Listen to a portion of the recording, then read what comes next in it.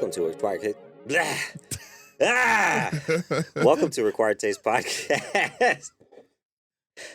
I think that's the first time I've ever done that. That's Holy impressive, shit. man. Why'd you yell at everybody like it was their fault? I don't know. I don't even want to finish it now after doing that. You want me to do it? Welcome, you sons of bitches. This isn't the Patreon, dude.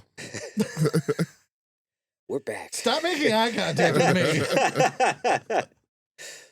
me. Yeah, welcome to Required Taste Podcast.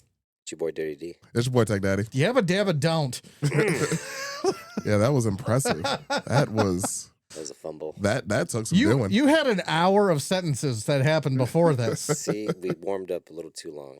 Yeah, apparently we did. Well, I guess that's what happens when we record on like a Saturday or something, because we don't have we're not in our normal rush. Yeah, like we are during the week, so we can actually like kind of ease into the episode.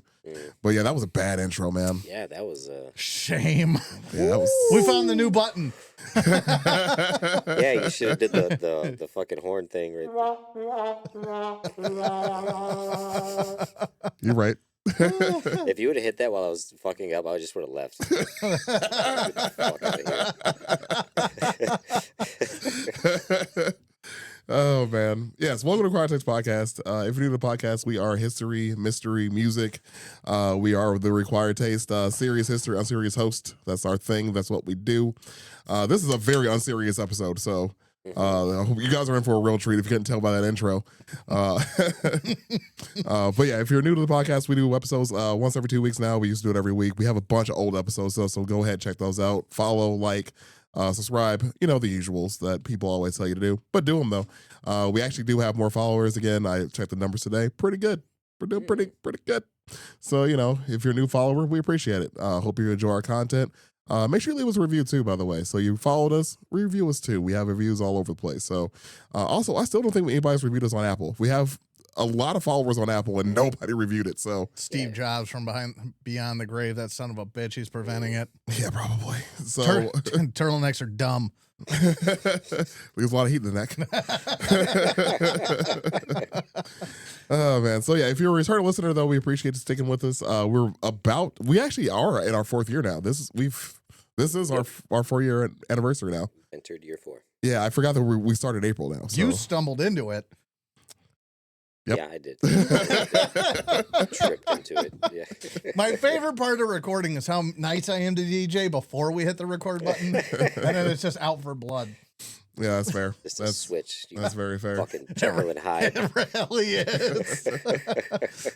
So if you're a return listener, we've stuck around now for 4 years. You've stuck around now for 4 years, so we do appreciate that. Hope y'all are doing well, enjoying this, whatever that weather is out there. Dude, I was sick for like 2 weeks, man. I still have a cough, man. Dude, it looks like it's sick outside. It sucks. It's been wild out there. Yeah, after the weeks that we got. Yeah. Like if there's a continuation of winter, it'd be one thing. But when you get a break in between, it makes this much worse. Indeed. The drive home last night was wild. I wasn't driving last night, so I don't know. Either. I couldn't tell. I was in bed by like 9 though. Crazy lightning, I know that. It was raining sideways, crazy lightning, wind, heavy rain. I was on the way back from the city. Well, dude, your car weighs like 2 pounds. Yeah, dude, it's like driving a Pepsi can. Yeah, it would take. We're gonna talk about that. It would take 2 seconds for you to turn into Dorothy. We were talking about it driving. Chaz was like, "Please don't crash. Like, don't crash." I was like, "I have no control." I was gonna say, I don't know that you have a choice, buddy. I don't know that you have a choice in that equation. How about you drive next time? Right, honestly though. Still kind of mad you went to Ramen-san though, man. I might go next week actually. I've been heavily thinking about it. We were at the Concord, and right down the street is Demo's Pizza. And that's typically where we go if we go to Sub T, anywhere near the Wicker Park area. Demo's is open late as fuck. You can get a slice, and it's always good fucking pizza. But we're talking to Jacob, and we're like, we're gonna leave a little early. We're just ready to go, hungry. We're gonna stop at Demo's. He's like, oh, dude, they moved Demo's location. I didn't know that. And I was like, what do you mean? He's like, yeah, it's not there anymore. And How dare they? Dude, no. What? But that inevitably led us to Ramen-san. Sure. Yeah. I feel like, because there's like, 4 or 5 of them in the city? Like, so you're always kind of by one? Yeah, we ended up going to Fulton Park Market. Oh, the one that we used to go to? Yeah, we went over there. And, dude, it was super quick, too. Like, it was packed in there. Sure. But we knew what we wanted pretty much, like, going in. And then, I swear, it was like we were there maybe 40 minutes. Oh, not bad. You know, just like in and out, ate, and then just went home. Sure. Perfect though. But then it was also an insane fucking storm driving home. So yeah, that's cool. Yeah. Yeah, I was thinking about going there next week actually for some. It's been a while, so yeah, it's time. I recommend it. I do believe it's time. Anyways, so yeah, if you're completely off track there, this is gonna be a long episode, so I hope you guys are in for one, for a comfortable seat because buckle in like you're in DJ's car. Yes. And hope for the best in a monsoon with DJ driving while squinting. Indeed. Hey, I'm here. You zeroed in on part of the problem. Anyway. So yeah, we're gonna cover a lot of different things today. So it's gonna be a good one. But like I said, it's gonna be a very unserious episode. We're gonna talk about some historical stuff, but it's all stupid. It's all some of this is there's one like serious thing that happens in one of my stories. The rest of it completely goofed off. But as per usual, though, for those that are a returning listener, you know we're gonna do a little bit of a warm up. As you've heard, we already started it. So, but we start off with a question sometimes. And this week, the question is brought to you by Ben. What's up? Rage. Okay. So the question I'm posing to both of you, and I'll go first so you can continue having some time to think this over, is something. What is something, the thing, either by sight or sound or smell, that is completely unacceptable while standing in line somewhere? And the reason I bring it up is because I found out what mine was today. I used to have a number one, and that was hearing you breathe. If you sounded, well, specifically if you sounded like an iron lung in the winter, I hated you. But today was the gas station down the road, and it is, this is the unluckiest Monster I've ever had because I quit drinking Monster. And as you guys know, I quit. And I was like, you know what? I'm going to have one today. I'm going to break the streak. I'm going to have one today just because I got a taste for it and everything. So I did. I wish I never got it. And because the guy behind me, something I'd never experienced before, the guy behind me is standing in line, smacking his fucking lips like he's chin deep in a peanut butter jar and everything. And I turn around and I look at this guy and he's got the other thing I hate. And that's the hoodie with the shorts. You're either cold or you're warm. Oh, you mean the white boy summer fit? Yeah. And then I look closer, and I'm sorry here, DJs, but he's got that neck tattoo. He looks like the poster child for a work release program. And a solitary neck tattoo, not the continuation of work like you have here. You're a functional delinquent. And it's true though. It's true. And he's just smacking his lips the entire time. I thought it was his feet tapping. That's how loud it was. Oh God. Like Winnie the Pooh going after honey and everything. And I just blood curdling rage. Yeah. It's You know, one of the you've reminded me of two instances. I had an answer for you, then I remembered something else that pissed me off one day. Was it Winnie the Pooh? It was not.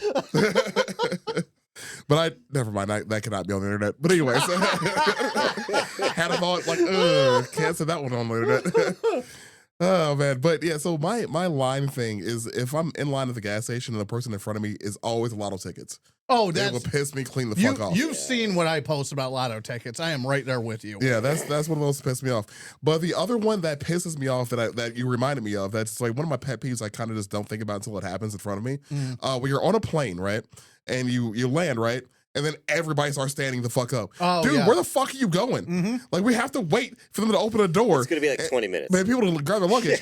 and then this son of a fucking bitch. So I will never forget this. I was flying back from North Carolina.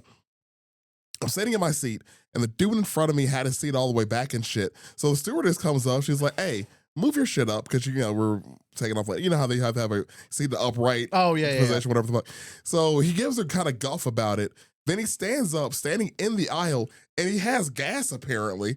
So this dude's over there fucking lighting this plate up with flatulence. So he is the worst of a person. You're an airplane stander, and you're gassy. Yeah. I hate you with everything about me. Every ounce of my being hopes that he has 4 flat tires when he got to his car. Yeah, when I'm emperor of the world, there's not gonna be so many lines for things. Fair enough. There's a joke in there. Oh yeah. Straight to jail. Yeah. Yeah, dude, pissed me off, man. But yeah, like because there's always people that come from the back of the plane trying to get up to the front, like because they're in a rush apparently. Like, dude, sit your ass down. Like, we all have to wait, like I said, at least 20 minutes for them to, like, everything to cool down, whatever the fuck. They got to get the door attached and stuff. So, like, there's things that are still have to be done. And you're standing in the aisle like a freaking dickhead, just jamming the whole thing up. Dude, something happens to certain people when they get on a plane. I don't know what it is, or just some sort of public form of transportation. Sure. I have a theory on this. I didn't mean to cut you off. No. It was going to be more rambling. But yeah, I think it's a lot of people, when you're trapped in a small space like that and you want release, you're going to look for like the most obvious quick access to get ahead. So people are looking to like the prelims to that. I mean, there's probably some. So if someone can think, oh, if I sit here and I stand up at this time, I'll be able to get the first out, and I'll get out. I'll beat the rush. It's always I'll beat the rush. It's the same thing like when you're getting off the exit and people don't do the zipper formation. You always have three or four people again, straight to jail. Because they're like, I can just get by real quick. There's going to be a lane open. There's always a hole open or someone. But in reality, they're holding everything else longer, No, right. But I think it's what happens when you get too many people in a small space, See, and I always find the person that's actually that's slowing down because I'm trying to merge, and we end up going the same speed. Dude, nobody knows the zipper. I don't get it. I don't understand. Like, you're on the highway, that means you're this speed. I'm on the on-ramp, that means I'm this speed. Yeah. It's not hard to either drift before or after somebody coming off the exit. It's really fucking not. It's a very simple equation. I also remember something else that bounced me off flying, actually. You guys know I used to travel a lot. Like, I was always on a plane going somewhere, and I've noticed things about people. Airplane clappers. Why the fuck are you clapping that we landed, dude? I get it. Okay, we landed safely. That's dope. Just thank the pilot on your way out. Like, hey, dude, thanks for flying the plane like it's your job, because it is. That's neat. That's one of those things you would have thought would go away after 9/11 as being like insensitive. When you think, if you really think about it. Yeah. Like, culturally speaking. Sure. It's, I don't know. To me, that's one of those things you would think would like disappear. If you ever clapped on an airplane when the flight landed, send us an email at bartastepodcast@gmail.com. I will judge you. Yeah. I will read your email aloud on air and then judge you for it. Actually, I'll save that for a Patreon, actually. That would be a good Patreon episode of us reading emails. That could be a fun 30 minutes. I can do it. Good. I'm here for it, man. What do you got, DJ? So I got two, because the gas station by my house is basically across from my high school, and it's in the hood. So you get like the worst kind of people in line there. Aaron knows it's like, and the one that's closer to. I know where you live, motherfucker. So like it's like the other side of Gary. I live with him though. So when I live with him, I went to the gas station all the time, so I know exactly what he's talking about. Yeah, dude. So like if you go there during school year, when people are in school, and on a Friday, anywhere from 2 o'clock to like 4 o'clock, dude. Like, good fucking luck not getting harassed by somebody on your way in. Some kid asking you to buy them a cigarillo, or let me borrow $1, or hey, can you give me a Pepsi in there? Like just dumb shit like that.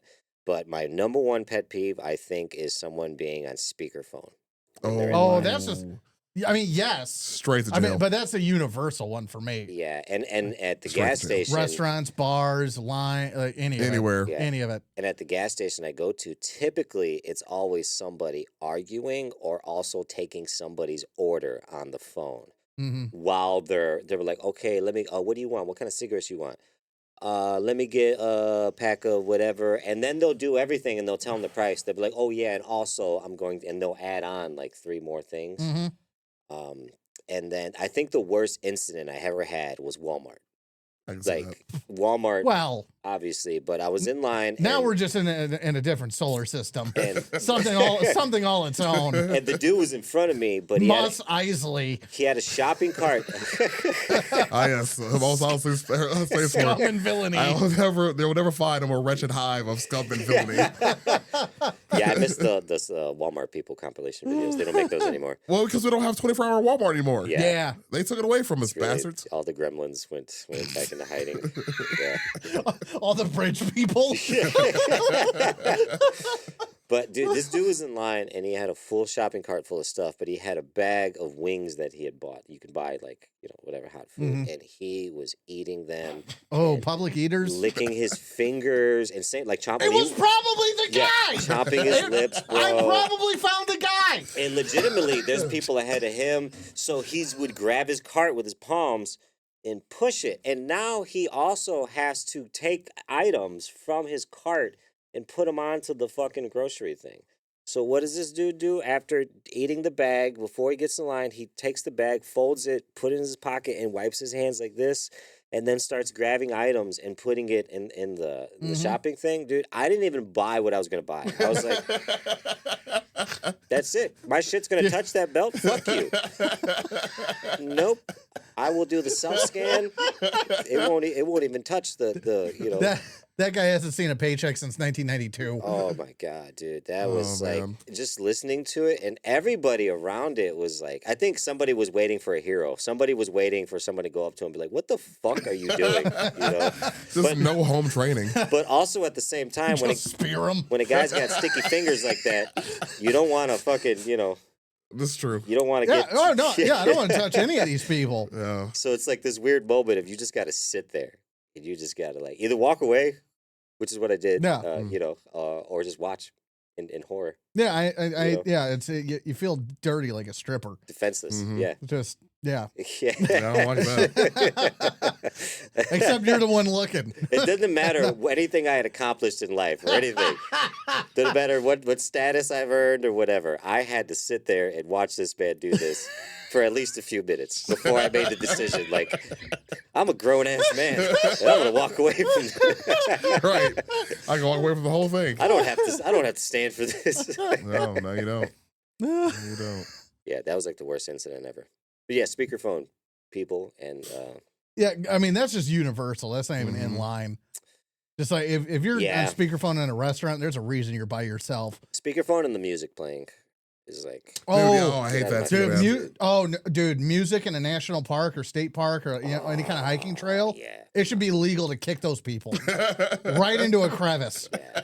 Just right into a fucking crevice. I fucking hate them. Old Faithfuls, whatever feeds Old Faithful should be filled with those people.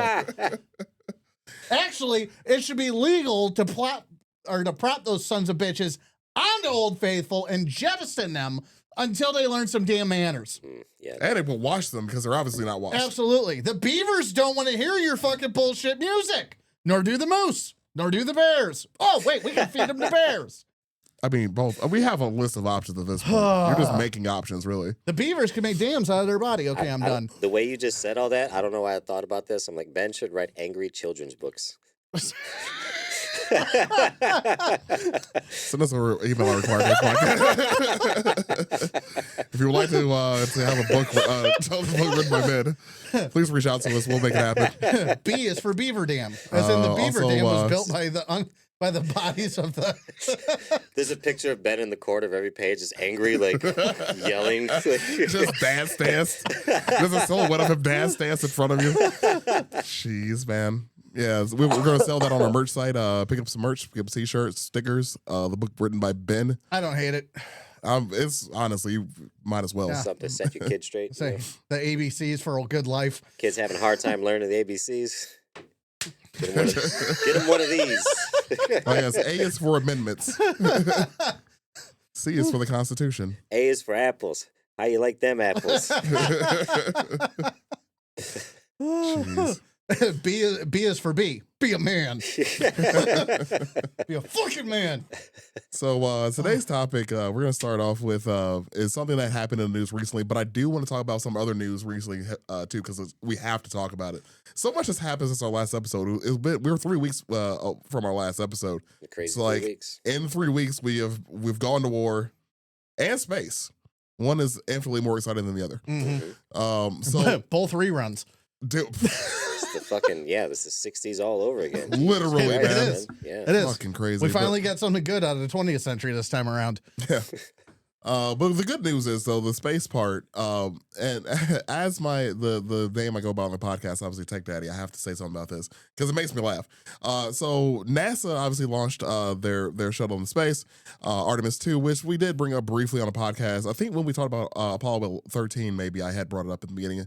That we were going to be, you guys talked about one on a different one that I wasn't on because I was on the Apollo 13. I had no idea that you guys had talked about Artemis. Yeah, because we definitely mentioned that Artemis is happening. So yeah, that thankfully did happen. They launched in space. Exciting. Nothing went wrong other than what we're talking about. So a few things went wrong. Well, and having to wait since February, right? But I was so ready for that first one. It was February. It was Friday evening. Like, this is gonna be great. Yeah. Now it's Wednesday after. You sons of bitches. So when they were launching into space, one of the astronauts had an issue with their Outlook, and it makes me fucking laugh. Because Microsoft is the fucking worst. Like I because of what I do for a living, I live off of Teams and Microsoft Outlook, right? And I hate them both.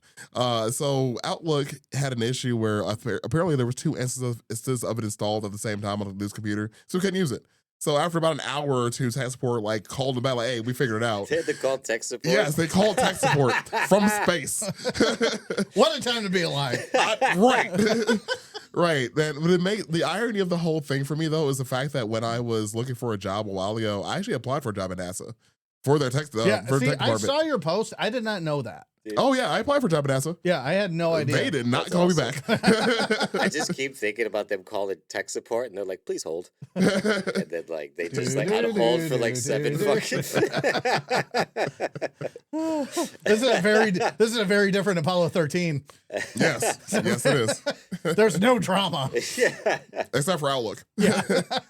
But I saw a comment that somebody said about it. It's like, the reason why we went to space so often in the 60s and 70s was because Outlook wasn't invented yet. And I feel that in my fucking bones. Oh my God, that is hilarious. I told one of the managers at my job about it. It's like, yeah, man, Teams is literally nothing but a hindrance for human advancement.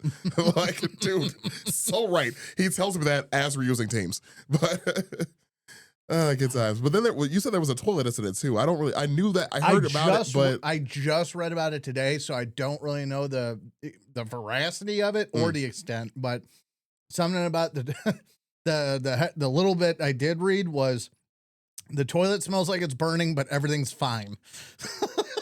That's a hell of a sentence. Right? In space. Burning what, though? That's... Do what? Like, what burning? That could be all kinds of smells, you know? I imagine electrical, if you're going to smell anything up there. And that's not good. Yeah. Or that Canadian let something fly. Or is that his nice way of saying it smells like god awful? Somebody just took the biggest fucking shit ever. Yeah, the Canadian just shed a moose. My nostrils are burning. Maybe that's what it smells like gasoline. I don't even know how that works. Oh man, better not because U.S. will bomb it. Anywho. Oh, space. But yeah, so that's part of the news of the week, but from this past week. But I have to. This episode is kind of inspired by what happened with Kit Kat.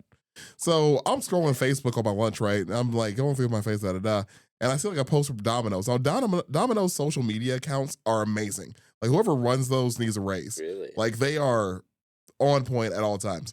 And so they made a post making fun of Kit Kat. I'm like, what did Kit Kat do? What's up? It's worse. Oh, fantastic. So it says that they're having trouble. Where to go? It's an issue with dumping the waste out of the toilet, so jettisoning it into space. Mm-hmm. And so it appears to me that we probably have some frozen urine in the vent line. All that was a quote. And then down here, let's hear. Shortly after the attempt to expel some of the urine, Mission Control said the toilet was, quote, go, but for fecal use only. Oh.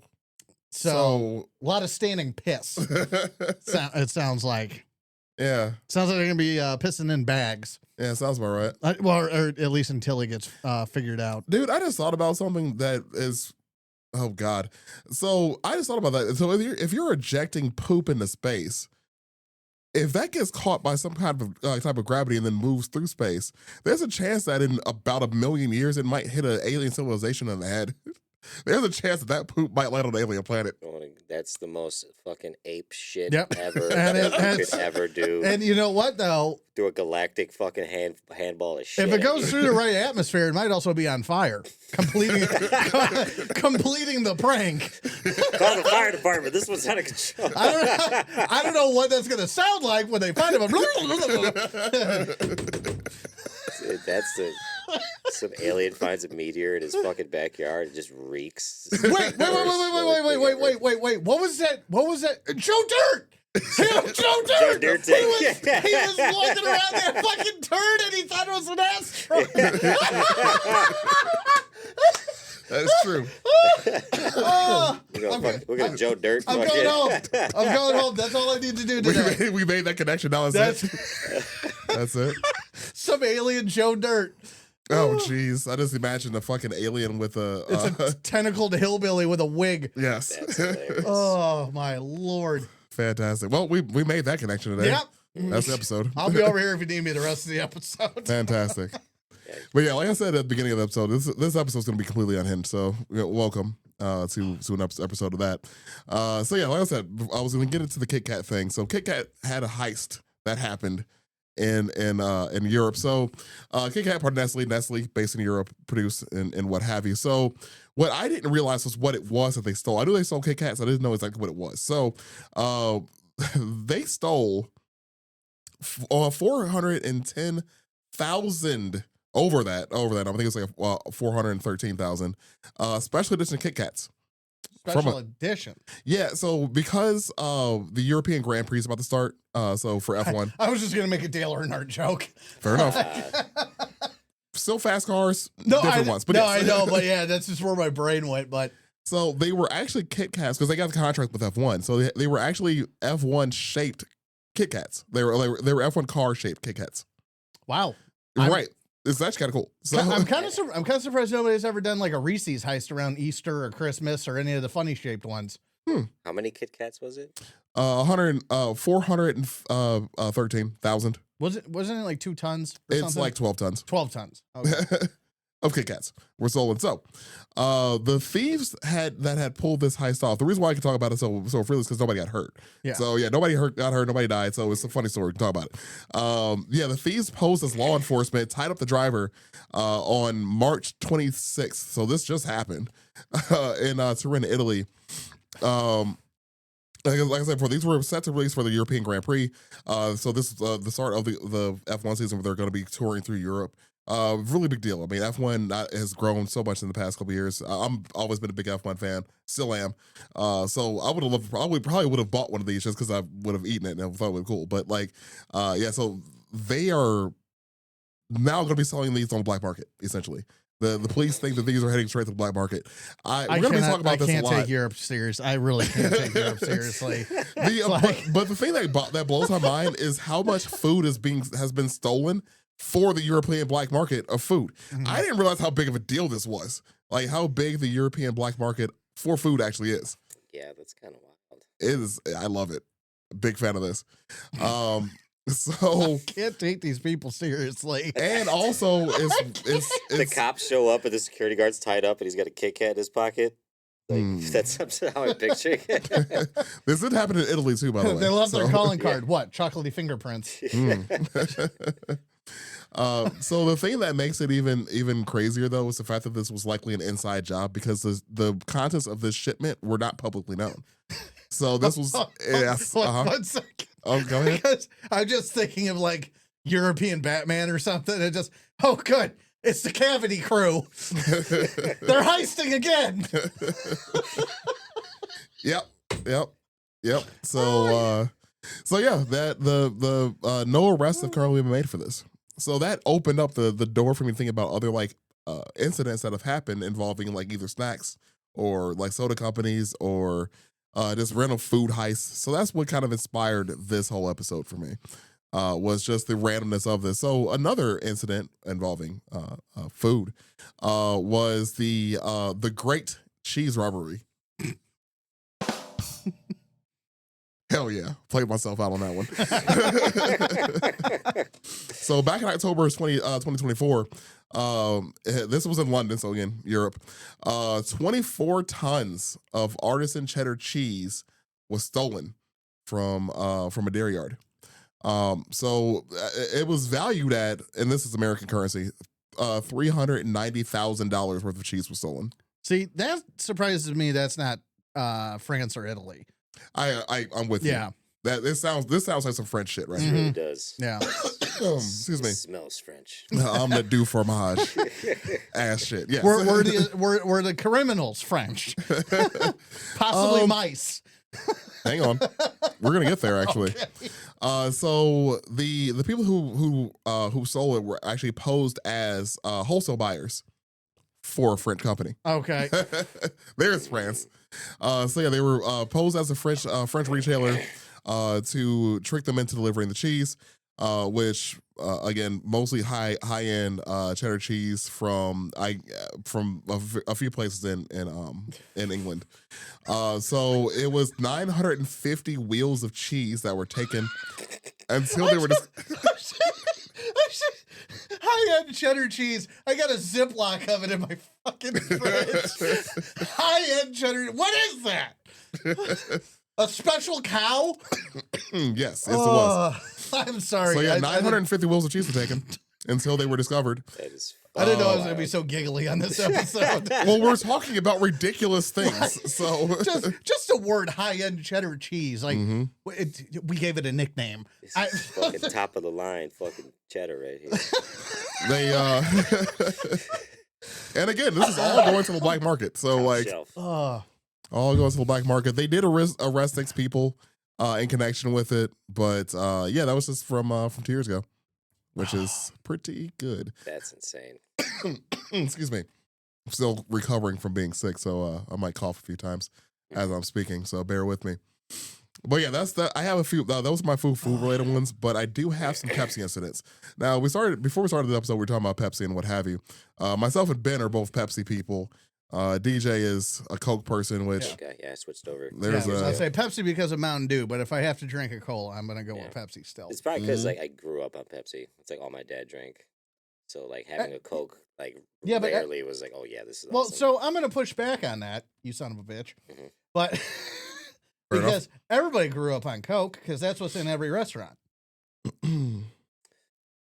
Well, I think because it depends upon with the marketing of it all. Yeah, because, well, Coke is always the cheapest with the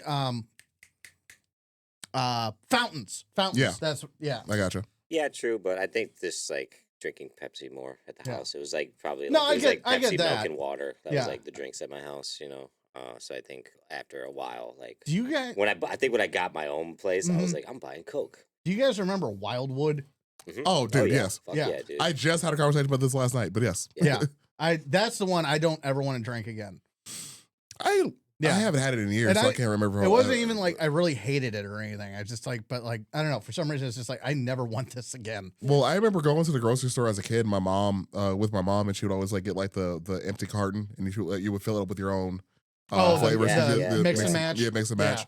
So we always had it in the house. Like that was always a thing. That's like shit you buy when you go camping and stuff like that. That was for like parties. Yeah.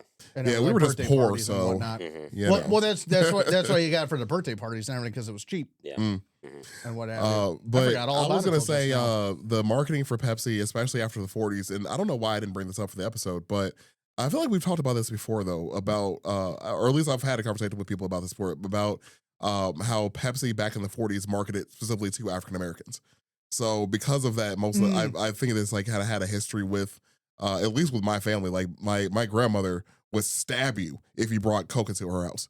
DJ, she's dead, so you're fine. There's still hope, but I'm okay. She needs rest. It's fine.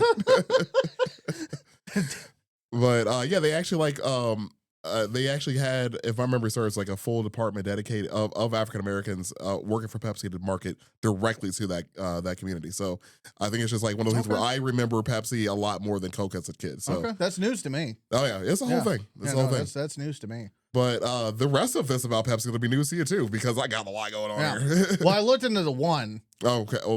I don't want to say. Fair enough. But yeah, I looked into the one that I questioned in the group chat and everything. I knew nothing about that. Mm-hmm.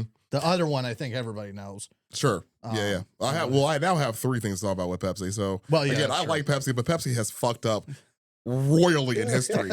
We're gonna get into it. So I'm gonna start off with the 349 incident. So this goes back to 1992. So obviously the Cola Wars was its own thing. That could be its own episode, the Coke versus Pepsi thing. They got a whole thing on Curiosity Stream. I have watched it. Same. I have watched it. It's a good one. Those who have streaming Curiosity Stream, I think it's like $4 a month, but it's nothing but documentaries. Yeah. This is one of them.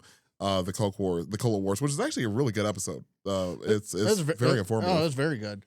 So back in 1992, Pepsi in the Philippines announced they had a contest going with their bottle caps. So remember back in the day in America when we had like our bottle caps, you open it up, you had like a free, like, oh, this we could read for one free 20 ounce. Yeah, like they had like promotions for. I remember the Olympics had one for like I had so my fucking cousin lost it, a USA basketball like from Sprite. Like it said USA Basketball and Sprite, 'cause I won it through like the bottle cap thing. Okay. So yeah, there were like t-shirts, hats. You got a bunch of shit from these bottle caps. Well, they ran that same promotion in the Philippines because they had a branch of their company there where they bottled and all that stuff in the Philippines. So in the Philippines they had Pepsi, 7-Up, Mountain Dew, and they also had a drink that was specifically to the Philippines that I cannot pronounce, so I didn't write it down.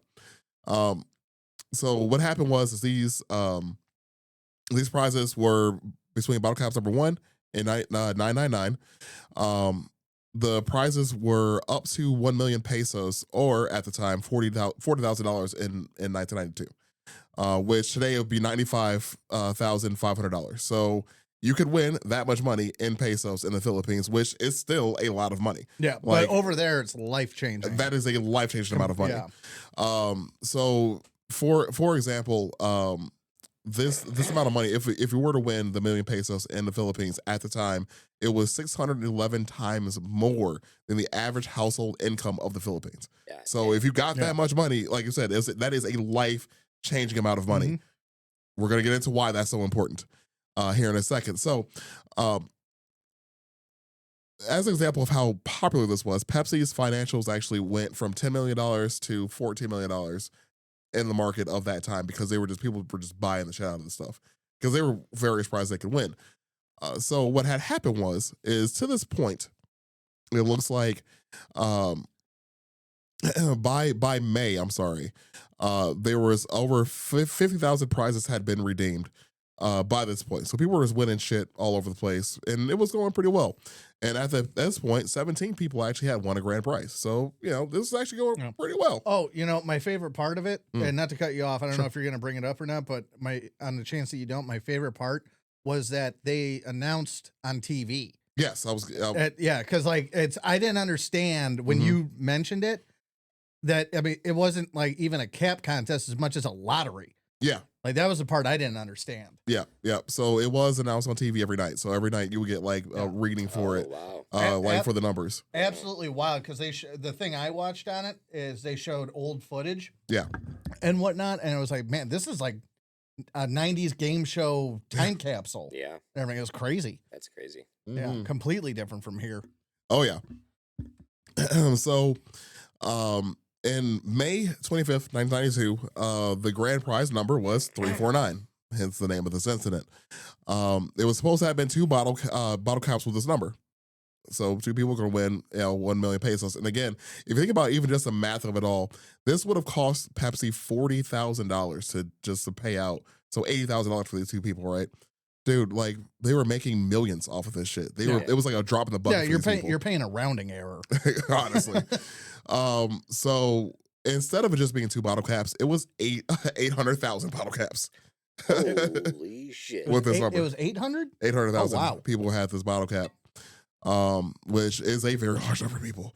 So obviously, people were like, dude, We won. Our lives are changed. Because again, this is a game-changing amount of money. This is that scene out of Bruce Almighty when everybody wins. Everybody wins the lotto. I got $15. Exactly. But like, imagine like you're like in your house and like you're like, oh my god, this your whole family's ecstatic. But then you hear their neighbors with the same noise. Like, wait a minute. And people across the street with the same shit. Like, wait a minute. Did you ever see that video? I mean, it's probably 10, 15 years old by now, but that video of I don't know, it was like a whole shift at like a Denny's or something. They thought that they won the lotto, but they were reading the numbers from the night before. And they started celebrating and partying, and a number of them had quit and everything until they found out that slapping the customers. I got a grand slam for you. No, I did not see that, but that seems reminiscent. It's old by now, but I hadn't thought about it until this moment. But so it's that, but on a national level. Oh yeah. So naturally, people were pissed. So the issue with these bottles is that there was no security code on the bottom of it, so it was supposed to be a number and then like a security code beneath it. Well, these bottles, because they were printed in error, didn't have the security code. Obviously, they weren't going to, pay out this money. Well, the people, of course, were fucking pissed. Because, again, this is a life-changing amount of money for them. They were everything was about to change for them. So Pepsi originally came out and said, well, the bottles with the security code can't be redeemed. Too bad, so sad. Fuck off. What did the security code do? I guess it was just a code to verify the bottle itself was legit, or the cap was legit. Okay. So the next day, so they said like, okay, if you don't have a security code in it, can't be redeemed. The next day, they actually came out with a completely different number. They came out with the number 134 the next day to replace that number that was printed in error as the winning number. Well, dude, people were pissed. Like fuck off, man. So on May 27th, they offered these folks, all of these people, 500 pesos or $18 as a sorry, my bad for the mistake. So wow, yeah. Make sure you buy more Pepsi with this. You're right. Exactly. Yeah, why don't you buy another case and see, try your luck? Right, try your luck at this game here. So apparently 486,000 people did accept this, which ended up costing Pepsi $8.9 million just to give this apology. Wow. But people were still pissed because that's not the entire number of people. So they started protesting. They were peacefully protesting outside of the Pepsi company. Like I said before, there was a bottling plant and distribution center in the Philippines. They were just protesting outside of the plant. It was all peaceful until it wasn't. So on one of the days of the protest, a makeshift explosive device was used to attempt to destroy a truck. Instead of it doing that, it actually killed 3 Pepsi employees, killed a teacher, and killed a kid. So a child was killed in this Pepsi riot. One of the people that they accused of the bombing actually said that they were paid by Pepsi to do this. So it's essentially a false flag operation from Pepsi is what they were trying to allude Agent to. provocateur. Yeah, that. So obviously people were like, wait a minute, did Pepsi actually do this? Like, it's of course all speculation and what have you. Pepsi was then eventually taken to court. So they ended up having to pay out the Department of Trade 150,000 pesos. And 20,000 people ended up taking legal action through various lawsuits. There's a list. I did not read them all. I'm not going to read them all because it's a lot of them. But anyways, the moral story, though, in 1996, they ended up paying out 10,000 pesos, which is around $380, and moral damages to people. And then in 2001, 3 more people end up getting 30,000 pesos or $580 each. So and then Pepsi pretty much got away with it. It's the long and short of that. Do you know how hot a Filipino courtroom has to be? It has. You know what would cool them down? Ice cold Pepsi. I see you're sweating there, Your Honor. The lawyer just fucking. I didn't even mean it for a setup. I'm just sitting there thinking like, man, court deliberations in the Philippines. Oh, it has to be hot. It's got to be hotter than shit. What if they offered like the value of pesos, but in Pepsi? Oh jeez. What if Coke showed up? Just to make this go away. Santa Claus. See these polar bears? Cool as hell. Santa Claus in a sleigh but pulled by polar bears. Oh my, that is hilarious. Oh man. So actually, while we were talking about that, before we started recording, I didn't write most of this down, so I'm just gonna go off of just a quick search. But Pepsi also was very heavily involved in the Soviet Union during the Cold War. So there was a deal made in 1972 through 1974 where Pepsi was allowed to be the first American brand consumer products sold in the Soviet Union. So there's that. But because the ruble, as most of Soviet Russia was useless. So because of a tradition that continues. Yeah, communism, look at it. Anyway, like, oh yes, our people are starving, but you have a Pepsi though. So imagine those ads. It's just like that cheery 80s, 90s commercial jingle, but it's in a gulag. That's an image. All I can think of is the Mentos theme song right now. Yes, that's good. Oh my God. If Mentos had a sack, they would have had somebody breaking out a Mentos idea to break out of a Soviet gulag. Oh my God. A fucking makeshift Mentos bomb. Absolutely. Hell yeah. That would have been even better. Hell yeah. Coke and Mentos can get together, splash cigars, make a run for it. Yeah. Die of starvation 30 steps in. Oh man. All the escapees died of dehydration. They weighed so little that the 2-liter just knocked them back. Like, how can they weigh so little and still have diabetes? Anyways, so you're right over there, man. Yeah, this is, oh God, this is going to be ridiculous. I said at the beginning of this episode, Yeah. if people are still listening, they were in for a treat. I didn't know how many roads my brain was going to go down. It's going pretty good. Yeah.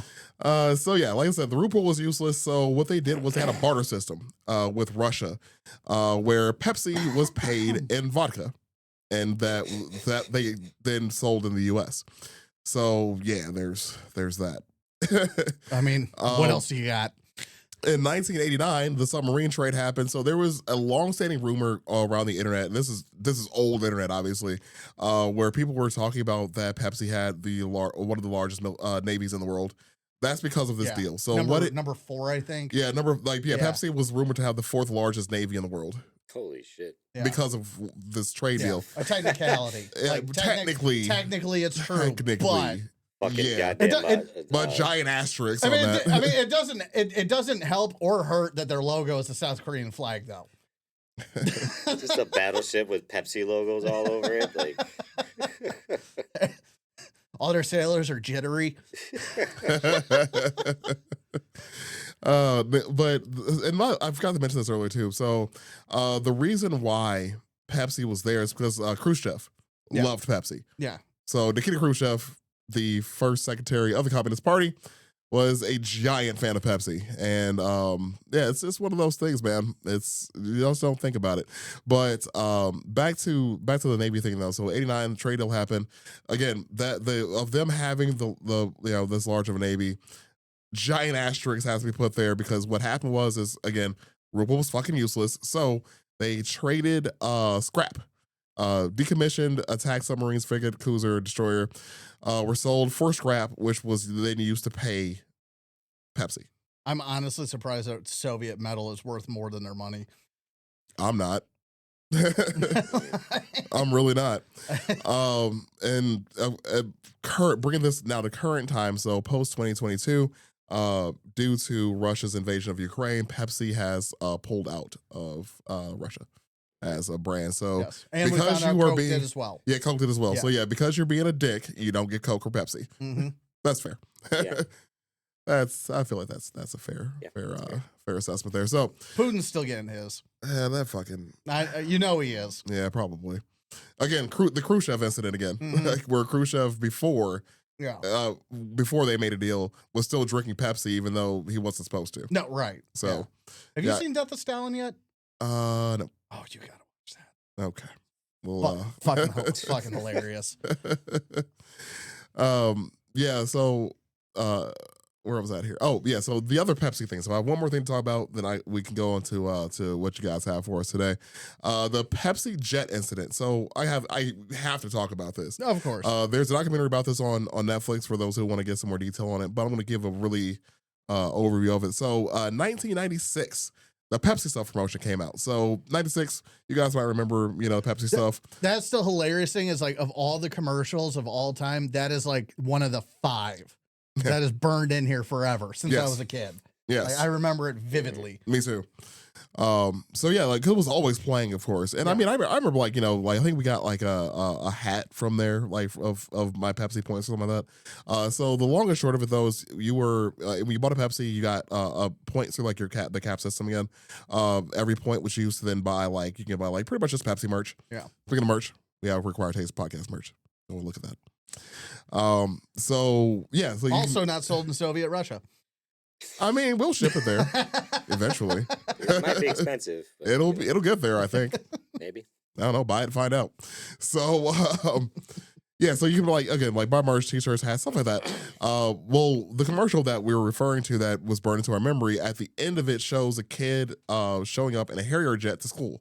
It just makes it feel like, oh, this is faster than the bus, whatever. Yep. But yeah, essentially like him flying a Harrier jet that was also branded by Pepsi. And it was like 7 million points. Yeah, they put a value under it. Right. Blatantly. Yep. Like, oh, 7 million points for this. But they didn't say like, oh, this is a joke. They didn't say that this is, not real. Yeah. There was no disclaimer in that. It's like the Red Bull incident before the Red Bull incident. I would say, if I remember right, this is pretty much where disclaimers came from. This is what started it for sure. Where like, okay, this isn't really real, but they didn't say that. So a dude, John Leonard, 21-year-old, I think he was a business student at the time, saw this promotion, was like, wait a minute, this is interesting.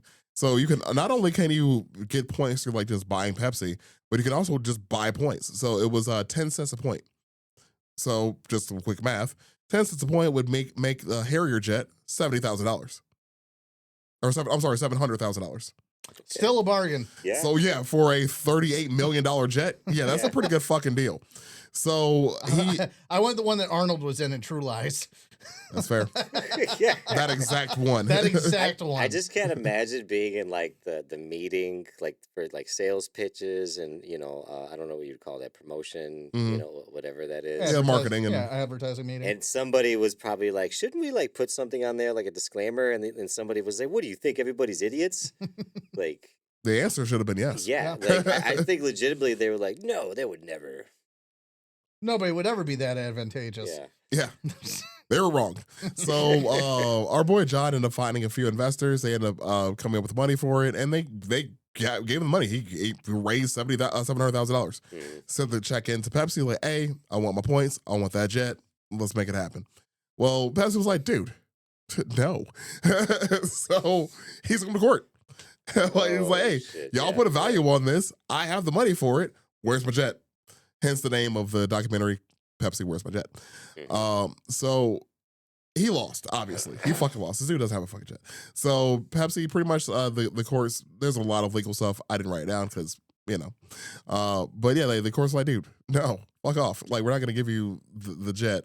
It was clearly a joke. The court's like, yeah, it's clearly a joke, blah, blah, blah, blah. Can you legally own a fighter jet as just a regular civilian? Yeah, I don't think it could be the fighter part, but you can own a jet. It had to be like decommissioned. Right. Like you can own a tank. Right. And everything. You could have a tank in your garage. I don't know if there was some, because it's flying in the air and airspace, like, is that even legal? Oh, I mean, as long as you're adhering to the laws, you're fine. Yeah. I mean, at a certain point, a jet's a jet. Yeah. Right. And without the guns. And also, I mean, honestly, there's probably a way to, a lengthy way to own a functioning tank as well.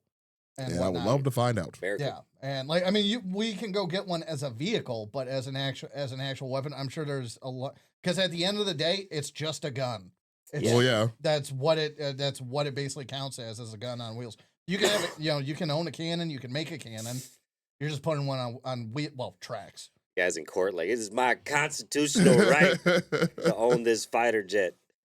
I mean, dude. I mean, go back in history and look when we had private ships. That's amazing. There's case law for it. Oh, yeah, man. it's a whole thing. God, I love it. Yeah, if anybody's gonna figure out how to actually own a tank, Ben, I know it's you. Oh, I already know. I can't answer the weaponized component, but I'm sure there's some sort of level of FFL that allows you to have it. You can go to Vegas and shoot one. I'm aware of that. That's one of the only reasons why I would ever go to Vegas. Yeah, and so I mean that is a privately owned tank. So I mean there is. I'm sorry, a privately owned functioning tank. Yeah. So there's a way, there's a method. It's like anything else in the world. It's paperwork. Yeah. My arch enemy. Yeah. So this dude obviously didn't get the jet. There's a Netflix documentary about it. It's actually pretty good. I have watched it. It's pretty good. But yeah, so this calls for Pepsi to update their marketing strategy. This added more disclaimers like we were just talking about before. The Red Bull incident is my only other like reference of thing like that. Yeah. What are you talking about there? Because I think the Red Bull gives you wings case. So when somebody was like, "Dude, I didn't get wings from Red Bull. What is this?" Oh, really? Yeah, I've never heard of this. Incredibly fucking stupid. Oh, obviously, because we know it wasn't. You know. I can understand the Harrier jet. That's ridiculous. Well, yeah, because you gave a monetary value to a Harrier jet. But so documentary came out in 2022. This year, actually, I believe it was in February of this year, Frontier Airlines, which came. Fight Club in the air. them in spirit. Dude, I've flown Frontier once in my life, and I never thought I was going to die so much. But I was over the ocean, too. So it was like I was over the ocean. I'm like, I'm going to die in this thing. Better hit it hard. Yeah, right. It better kill me. Because I swear if I got straight in the middle of the ocean, I'm going to be pissed. I'm not Tom Hanks in it out here. Nope. Yeah, no way. There was a joke there, but I'm not going to make it on the podcast. Anyways. I think I figured it out. Yep, that's a Patreon joke. Mm-hmm. Indubitably. Follow our Patreon, by the way, aftertaste. Anyway, Frontier Airlines 2026 again this year. I think it was February. Gave John 7 million miles for free, so he actually can fly the rest of his life for free with Frontier. So at least somebody gave him help the boy up. They were like, "Good luck, buddy." Right. Like, we suck, but it's free at least. This will make you feel like you're in war. Yeah. This is the closest thing we got to a jet. Are we banking right now? No, the engines are just failing. No, fine. Again. If you pay the pilot enough money, he might let you fly this thing. You might. You know? Like a smooth, crisp Andrew Jackson. Fix that right away. 20 minutes tops. Only at Frontier or Spirit would Andrew Jackson be bribe money. Like, it has to be crisp. Like the other ones, it's 100 easy, right? But only these ones is at $20. Yep. Slip it. Like, what say you go take a lunch break? This is half a 20. It's like the other half. You get the other half when you get back. Oh man. So yeah, that's that story. So that's all I got, man. That's my my stuff for today. You guys can Ben, you want to lead us in? I guess I'll drag Coca-Cola. Well, not even Coca-Cola really, but sure. For this. So yeah, mine kind of short and sweet. But in 2006, I didn't know this until recently. In 2006, there was a corporate espionage case against not against Coca-Cola, but against one of Coca-Cola's employees. This woman, let me get on the correct page here. Here we go. Joya Williams. So the backstory here is at any given time, I guess only 2, maybe 3 people know the complete recipe of Coca-Cola and everything. And it's that old adage that people talk about, as the most guarded recipe on earth and whatever. But only like 2 or 3 people at any given time know the complete. So everybody else, if you work in this department, you know this much. If you work in this department, you know this much, and so on and so forth. And apparently none of these people ever have lunch together. But that's not me saying that they don't. That's just me calling out bullshit that nobody else knows the complete thing. at some point, some coworker has gotten somebody else hammered. So hey, what's the other half of this puzzle? Makes me think how many people Coca-Cola's had killed.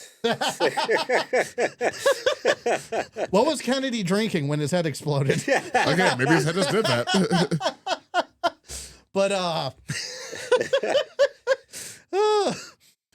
So anyway, real brief thing there. But anyway, so yeah, you fast forward in this lady, Joya Williams. She's one of these, or near one of these people, an administrative assistant to Coca-Cola's global brand director, and more or less got this feeling that she, I don't know, wasn't appreciated, wasn't being paid enough, and so on and so forth as these things go, and formulated this plan. And where did I go here? And she met up with Ibrahim Dimson. He sounds like a villain. If I remember, he was actually an ex-con, and he had just gotten out. They met at Thanksgiving at I don't know, some mutual friend's place and whatnot, and yeah, he was an ex-con. I could not find out what for. But yeah, he had been in for something else, had just gotten out, and this idea was proposed, and he went, "I'm in." And so I'll give this in a timeline version. So basically May 19th, 2006, or no, actually, I'm sorry, that's me skipping ahead. So basically what she did before we get to the timeline, she starts Xeroxing and this, what have you, storing stuff on thumb drives and smuggling stuff out of the office and everything, assembling all these documents and what have you. And I was kind of amazed at how much was needed versus a one-page document of this is how you do it. Just 3 words. Yeah, it's like it's funny. Like after I worked in corporate America for so long, I'm like, yeah, there's probably a bunch of documents for no fucking reason. Yeah, it's like it wasn't like the secret ingredient is 1 cup of brown sugar. Yeah, like you needed all this paperwork to bring with and what have you. But anyway, so yeah, so she assembles all this stuff, everything, brings it back. At some point, they bring in this other guy, Edmund Dehaney, equally villainous name, I guess. Oh yeah, I'm with you. And I might be mispronounced. It might be Duhaney, but anyway, so steals the confidential documents and samples of unreleased Coca-Cola products. Okay. And the one I only found it in one place, so it could be incorrect, but it was Pepsi Black, and I had never heard of this. It's Coke infused with coffee. Okay.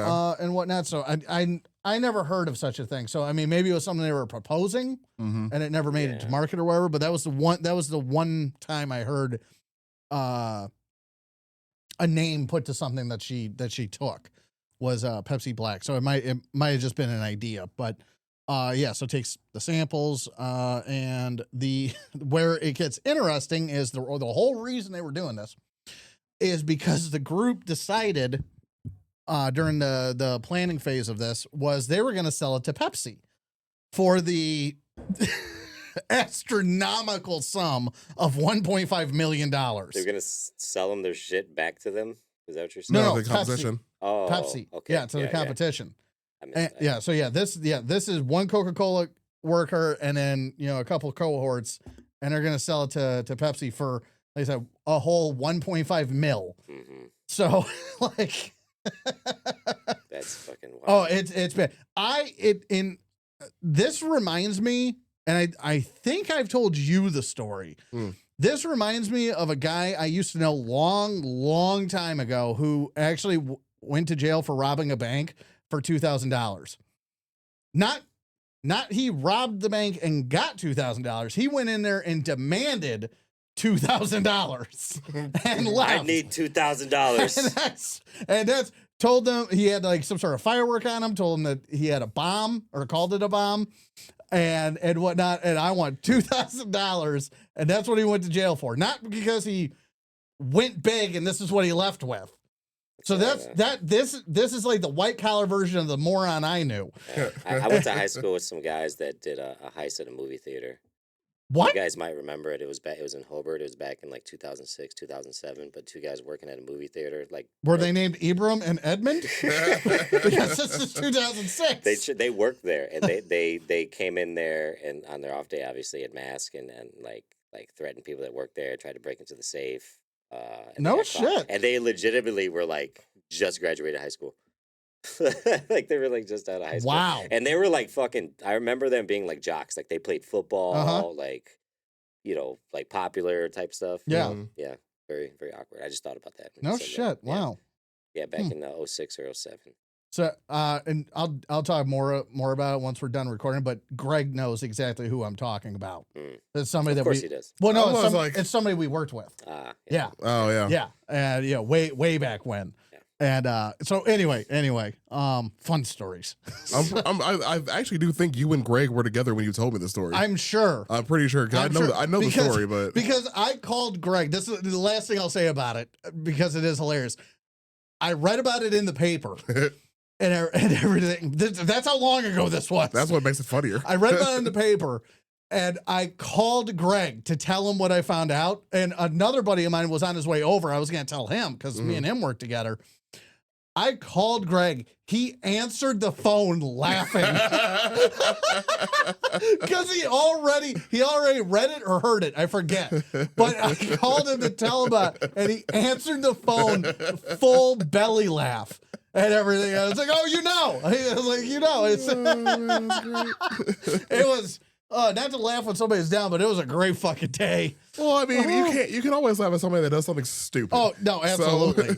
Absolutely. Anyway, but oh god, yeah. So anyway, moving on. So they sent this to Pepsi's, I forgot to write it down, but their VP of like innovation and strategy or something. It had some corporate ass name, but basically the guy in charge of coming up with new ideas and whatnot. So they sent the letter, or I'm sorry, they sent it all or some of it in an envelope, more to be sent later, but they sent an envelope with, and you'll enjoy this because of letter, Kenny, with just the word Dirk on it.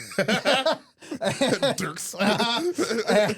And for whatever it was, I couldn't understand. Like it's supposed to be the guy's like pseudonym, the ex-con, but I couldn't really see where he signed anything. I might be wrong about that. I might not have looked at the right thing, but it's like he just like wrote it on the outside, which doesn't make any fucking sense. Okay. But anyway, not that any of this does, but yes, Dirks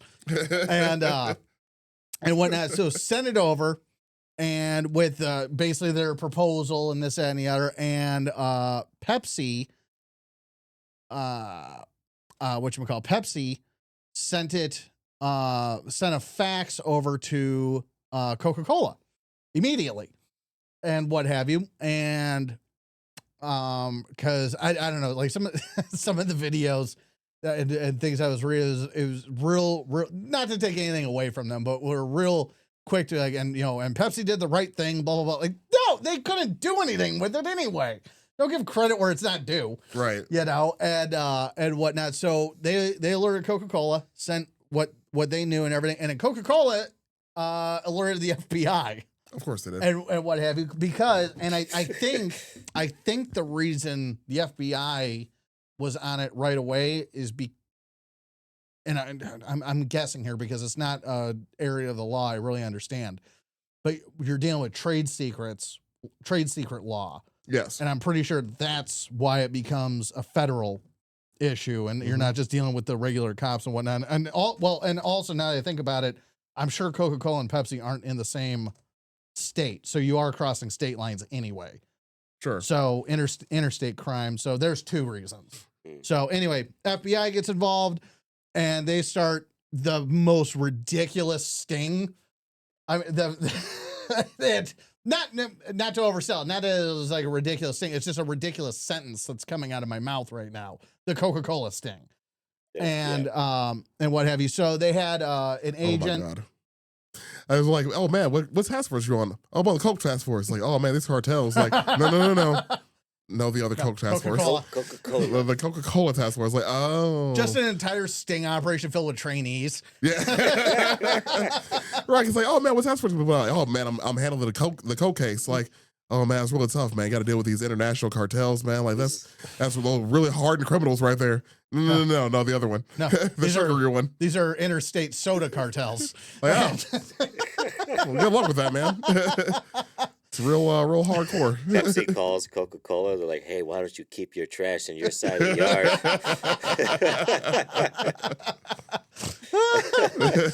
That's like the level of Demolition Man the movie didn't get to. It's like corporate sponsored street gangs. Yeah, honestly. Yeah. So they alert Coca-Cola, FBI gets involved.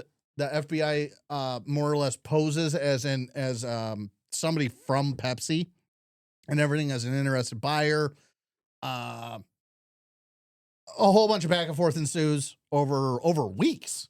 And like that was the thing I was actually surprised by was it wasn't like, I don't know, a couple days thing. So they kept sending documents, this and the other. And let's see here. And then in 2006 they were arrested. Actually, let me go back to the timeline here. So yeah, May 19th, 2006, PepsiCo receives a letter in a Coca-Cola. Oh, I forgot to mention that. They actually, I don't know why this tickles me, but it does. They sent the original letter in a Coca-Cola business envelope. I don't know why that entertains me, but it does. Because it's like such a level of lazy. You're trying to say something that's not really being said. Right. Like I don't know what the objective there is. Well, you already stole the recipe. Now you're stealing their fucking letterheads. How dare you? So why stop there? Yeah. Right. So I'm not gonna go and buy my own posters for this. I stole everything else. Right. So yeah, that's when they received the letter. The sender, Dirk, claims to be a high-level Coca-Cola employee and offers to sell blah blah blah. Let's see here. They notify Coke, and here we go. So he's a capo. So June 2006, Dimson provides the undercover agent with 14 pages of Coca-Cola documents marked classified, highly restricted as proof of access. He requests $10,000 for these documents. June 16, 2006. An exchange occurs at Hartsfield-Jackson International Airport. They so desperately wanted to be spies. Dimson provides a glass bottle containing a liquid product sample and additional highly confidential documents. Why the airport? They wanted to be spies. Right. Yeah. Yeah, like usually like the spy movies where like you meet at the airport, they have something like in your arm, like that's covered in a newspaper. Do the drop or a dead drop. Or it's in the airport locker number, blah blah blah. Yeah, okay. Yeah, it's so overdone. Yeah, like it's like I want to be taken seriously, so I'm not going to suggest them all. Let's do the airport. Right. You know, and which is actually even dumber when you consider this is after 9/11. Right. Like, security's like so high. When there's eyes everywhere, right. and you also can't go to all the places that you could 5 years ago. Right. But anyway, where'd I go? Oh, so yeah, additional highly confidential documents. In return, the undercover agent provides $30,000 in cash delivered inside, and I found this one place, so I can't confirm it, but I hope it's true. Inside a yellow Girl Scout cookie box. I hope that's true. Because it's getting more and more ridiculous as our story goes on. Please continue. Yes. Yeah. June 27, 2006, let's see here. A bank account is opened under the name Noble House Group LLC at Duhaney's address. That's the third guy. To facilitate a large transfer, the undercover agent offers $1.5 million for the remaining trade secrets. July 5th, 2006, Williams, Dimson, and Duhaney are arrested in Atlanta on the day the $1.5 million deal was scheduled to conclude. And from there, it's, February 2nd, the following year, Williams is convicted of conspiracy to steal and sell trade secrets. And in May of 2007, Williams and Dimson were both sentenced to federal prison. If I remember right, she got 8 years and he got 5. The other guy, I think, got supervision because he didn't really do much during the whole spiel. I don't know, kind of a facilitator. Got arrested for sending some fucking faxes. I mean, more or less. Well, he opened the account, so that was kind of the extent of his crime. But then also he was the one that actually testified against the other two. Oh, yeah. So he was Pepsi in the. Oh yeah. I just imagine like him in like the interrogation room, like you know how like they always like portray the snitch always getting like lunch or like food and shit, but like they give him like McDonald's and then a Coke.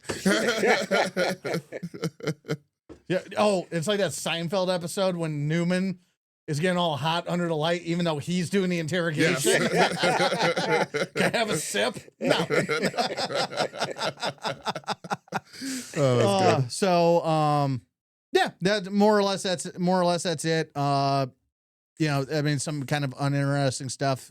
Coca-Cola, you know, beefed up their security and what have you, and after all this, but yeah, basically just a really, really ridiculous sting operation. Yeah, that's for because the more I think about it over here, I'm like, man, like these dudes were about to like you know risk it all for 1.5 mil between what 4 people, 3 people, yeah. Dude, like, if I'm gonna fucking do some shit, I'm gonna do something that's gonna get me not having to work the rest of my life. Exactly. Like, if I'm going to risk going to jail, I'm going to jail for multiple millions. Also, it's going to a foreign bank account, not one here. This is not legal advice. Right. But yeah, I'm not setting myself up for anything. But like, this no $1 billion goes missing. Okay, cool. Yeah, like I'm doing it for the big number, not right. some damn pocket. Right. I'm going to change. set up an account or a bank account that can be monitored by the country that I'm ripping off. And yeah, just absolute lunacy. And yeah, absolutely tickled pink when I read about it, I don't know, months ago. And then the Kit Kat thing happened. I was like, oh wait, I got something to add. Yeah. So like, yeah, just math wise, we're talking about 500,000 per person. That's not a lot of money. No. Even in 2006. That's not, you know, and these are young people.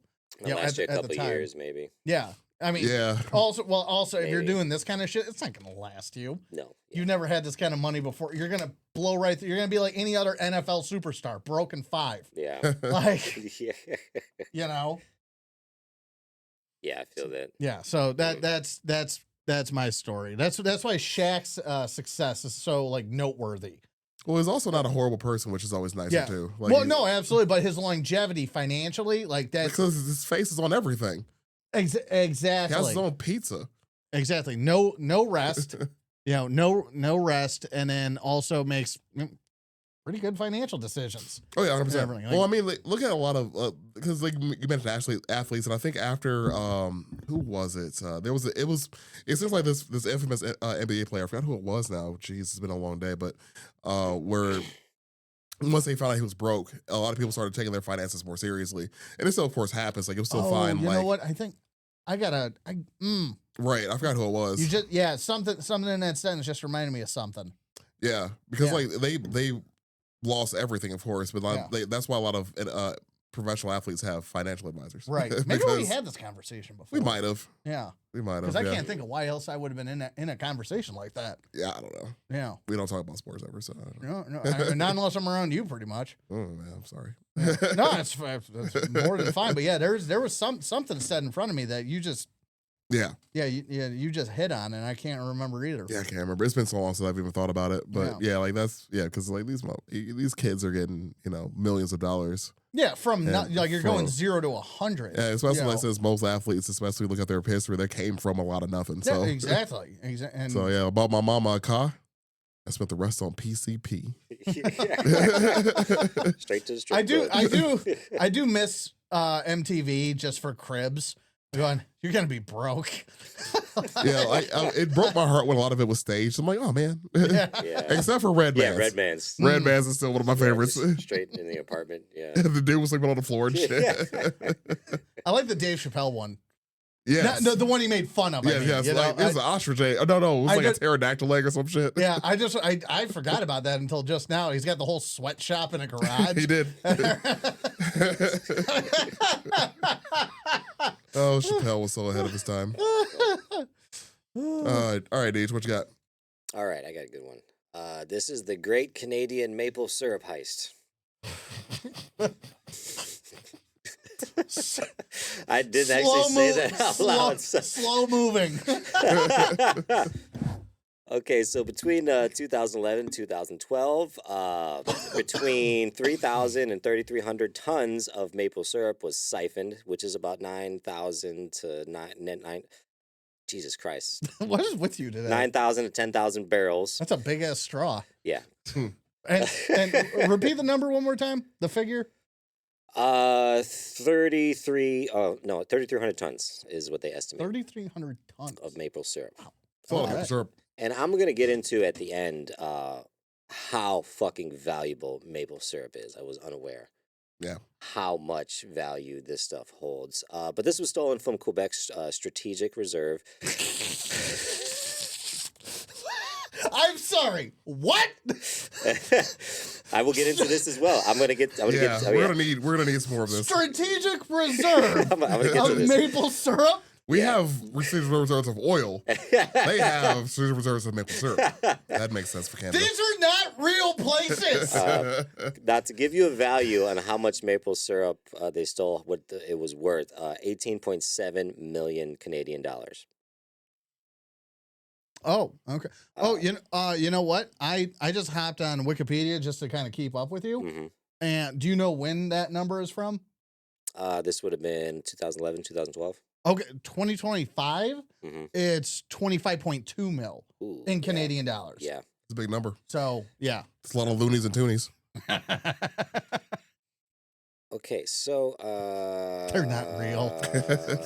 They can't be real. By the way, for those listening and don't know why that joke was funny, loonies and toonies is the name of their currency. Yeah, I believe is it toonies are their paper, loonies are their coin. I believe you're correct. It's been a while since I've been in Canada. I believe you're correct. Now, this reserve I talk about, like I said, this is located in Quebec and Saint Louis de Blandford. Oh my Lord! I just found it. Continue. I'll be over here judging. And this was actually this is like the biggest heist case in Canadian history was this maple syrup thing. This is the most Canadian thing ever. Hold the fuck on. This is the biggest heist of all Canadian history. Canadian history. I'm sorry. Like you said, I'm sorry. Hold on. This place is claiming to be an actual country to people that watched, like the North Hollywood shootout in grade school on live television, and this is their great fucking heist? Yes. Yep. Oh, Canada! Now, this reserve I talk about is the Federation of Quebec Maple Syrup Producers, or the FPAQ, nicknamed the Syrup Cartel. FPAC?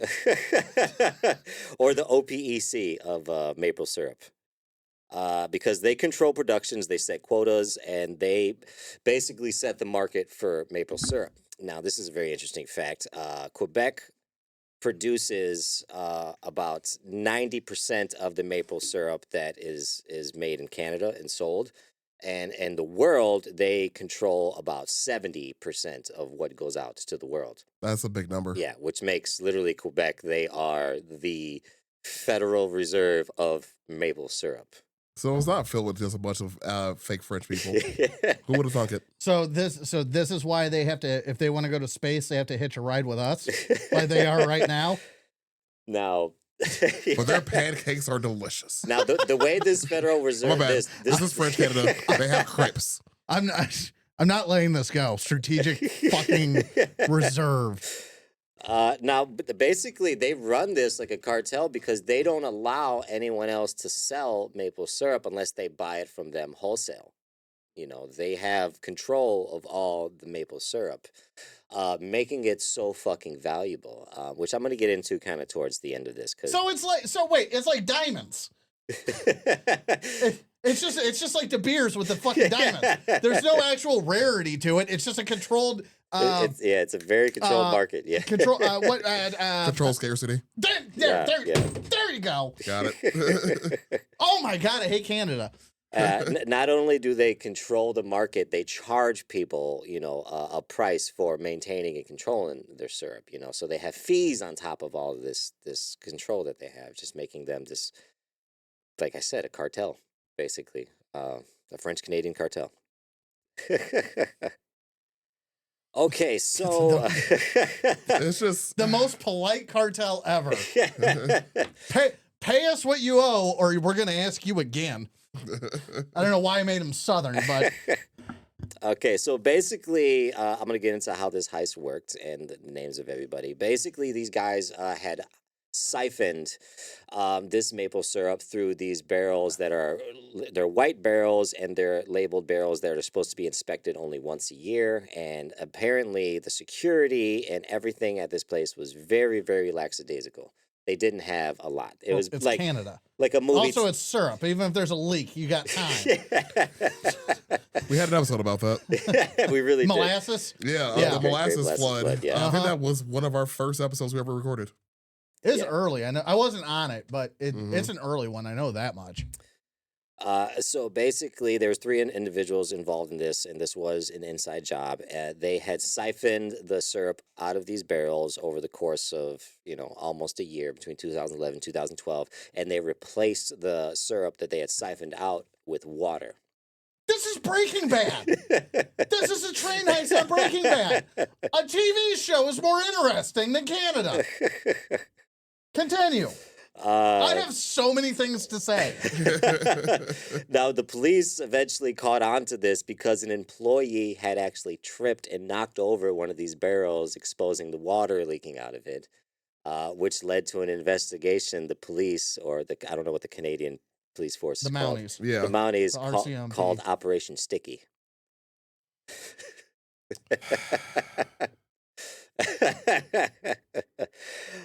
Basically, these people had shipped the stolen syrup to provinces like New Brunswick and Ontario, and even onto U.S. states like Vermont, New Hampshire, where buyers of a freer market would purchase these and sell it as legitimate syrup. In which is this investigators had eventually traced this chain all the way back to these three individuals who had stolen all of this syrup. Their greatest heist ever, and it took a year to complete. Yeah, and literally, I'm. They were caught by like I said, they do a yearly inspection. It's like an audit of these barrels, and this was the employee that had tripped over it, so they got found by a fucking auditor, by a safety inspection auditor. Which that's a real slap in the face, right? Yeah, it reminds me of like when you have like these mafia bosses getting taken down by taxes. Yeah, Al Capone. Yeah, Al Capone. The individuals were at least that was real crime. Yeah. At least everything up until that point, like with the Al Capone thing, like it's a matter of necessity. This is all they got. Well, like I said, I'm gonna get into like the value and why there was such a big black market for maple syrup. I hope you do. Yeah. So the individuals involved, the mastermind, they say, was Richard Valires. He was, they called the longtime syrup middleman and the black market operator of that. They have Avik Karen, who tied the warehouse access and logistics. They had Etienne St. Pierre, and who was the maple syrup buyer, and he was kind of the guy who was going to distribute everything and all that stuff. In total, around 16 to 17 people were arrested and charged. Some were truckers, warehouse workers, brokers, all types of moving parts to this. Like you said, there's it's not just as simple as taking the syrup. A lot of people were involved in this. Instead of Ocean's 11, it's Pierre's 17. That was my first. I'm like, man, this reminds me of like some Ocean's 11 shit. And then I'm like, man, these introductions of characters reminds me a lot of like a Guy Ritchie movie. Yeah, really. Yeah, it's like they never show the object in those movies, like whatever it is obtaining. But it's imagine if you find out it's just like a jar of maple syrup. Mm-hmm. God, that would be a Guy Ritchie movie. Or like really good on this. Or Pulp Fiction. Yeah. The briefcase. Right. Mm-hmm. The ringleader was sentenced to 8 years in prison in order to pay a multi-million-dollar fine, about 12.5 million Canadian dollars, depending on the how much syrup they had actually recovered. They recovered about 450 tons of this syrup, which was about a third of what was stolen. Some of which they couldn't even do anything with because it was deemed unsafe for consumption because it was distributed and transported poorly. So they had no use for it. I think they pronounce it poorly. Huh? God damn it. Fucking Canadians. So, a barrel of Quebec maple syrup has been quoted around $1,200 to $1,800 Canadian dollars per barrel, around $4 per pound, making it 10 to 26 times more valuable than a barrel of crude oil. The maple industry contributes to 1.39 billion Canadian dollars to the Canadians' GDP, export to over 60 countries. It's kind of like a big more valuable than a barrel of oil to Canada or the world, because I'm calling some bullshit. Dollars per pound, I think they're averaging this out. What you make out of it? I'm calling shenanigans. I don't know. You have to look it up. Let's see. Can we compare the prices for? Well, no, that's because I'm just asking, like, from whose perspective is it more valuable? I don't know. Should I fucking? Continue. I'll just be over here and be mad about the answer I formulated in my head. Yeah, still kind of fucking crazy though. So because this I was gonna say Federation Reserve. I almost said Federation, the Maple Federation, because they control WWE.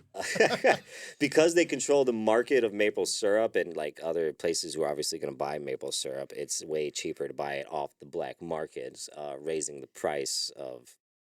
So if you were to buy, maybe that's what it is, the black market price of a barrel of oil compared to well, there is that syrup, yeah. So yeah, I really don't know what they're comparing it to. But in Canada, let's say it referenced this in Canada. Yeah, syrup is more than oil. I mean, I believe, because what else do they fucking have? Yeah, which is still fucking wild. Syrup, beavers, and hockey in that order. And they have a Federal Reserve of oil. Actually, I think oil. Yeah. I think Quebec has its own oil supply. I don't know, honestly. It's not oil; it's just syrup. Oh, that's fair. They lied. Strategic syrup reserve. I can't wrap my head around that. I really cannot. Like, it would be one thing to have a giant vat of syrup and say, yeah, this is the collection point for all the syrup in the nation, or whatever the hell Canada's masquerading as. It's the word strategic maple syrup reserve, implying there is some sort of strategy to the dispersion of said maple syrup. Like, hey, this winter's going to be rough, so we're going to unlock the reserves for our Canadian countrymen. And what? Oh, by the way, I was wrong. Quebec does not have its own oil. Okay. It actually did say that they have potential, but they've never drilled for it. So that doesn't surprise me. Mm-hmm. Yeah, they only have so much land to play with, right up there. So, well, only so much usable land. Well, yeah, most of the country is frozen underneath ice. Yeah. So. Well, most of the I forget exactly how it was worded, but like most of Canada's population lives further south than Washington State is, because of the way and the sphere of the earth and what have you. But yeah, most of their population is condensed right there in the Great Lakes region. I'm imagining the Goodfellas scene where everybody gets caught, but it's a Canadian style. It's a fucking maple ice. Yeah, and they're all stuck to the floor. Or like they kill somebody with maple syrup. Just waterboard them with maple syrup. That's going to be a long scene. Like it's not. Oh my lord! It's not a serious country. 72 hours later, Canada and Europe are not serious places. Oh my lord! My lord! And it wasn't the only heist. There was like 3 or 4 other quote unquote heists where of syrup at the same place. Yeah, where people had stolen around 50 to 100 barrels. It was never anything huge like this one, still all inside jobs. So Canada, I do not respect you. I already had a problem with your Mounties and the way that you search for dead people. I'm like thinking, have I ever had like good, authentic maple syrup? I'm doing all my shopping with Vermont on principle at this point. But yeah, that was the great Canadian maple syrup heist. Nice. Yeah, there's a few like other heists that we didn't cover today, but there's always potential for another episode of these shenanigans. Yeah, DJ, thank you so much for finding that one. Yeah, it's good. Yeah, I actually don't mean that disingenuously. Like, I'm so glad you found that one because I have a whole new reason to be mad at Canada.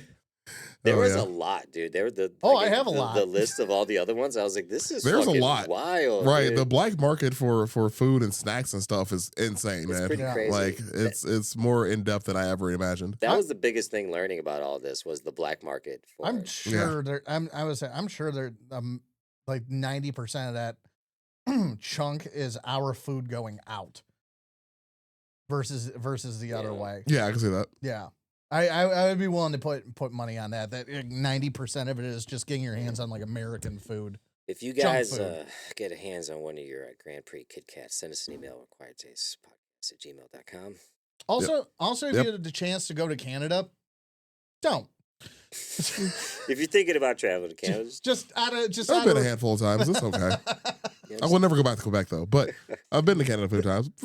Vancouver's cool. Until they have like noteworthy crime, they don't deserve to visit. You can go to upstate New York, look at Niagara Falls. You get close. You don't need to go. But you have to go to the Canada side to see the whole thing, though. The United States side kind of sucks for. You can go. Yeah, it does. It really does. Like I can't even joke about that, dude. Like the United States side of the falls is kind of bullshit. So you have to go to Canada for the full. I remember driving through that, and I was like, well, this is it? Yeah, this is bullshit.